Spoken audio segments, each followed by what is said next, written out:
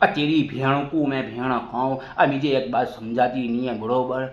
मुझे इतना टाइम से समझाया है कि अपने देश में 150-200 साल अंग्रेजों ने राज करा बरोबर।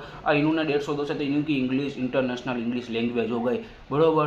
अब मैं तो ये कहूँ कि ये मुझे समझाया कि अपन ने राज करा होता तो अपनी हिंदी इंटरनेशनल हो जाती।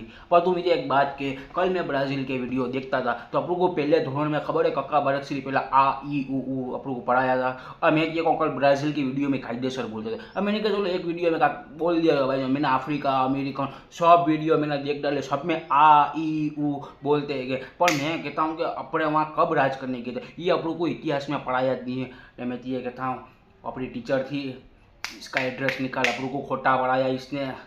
इसको वीडियो दिखाना है मेरे कि देख आ ई ऊ, ये लोग भी बोलते हैं इंटरनेशनल इनो की नहीं अपनी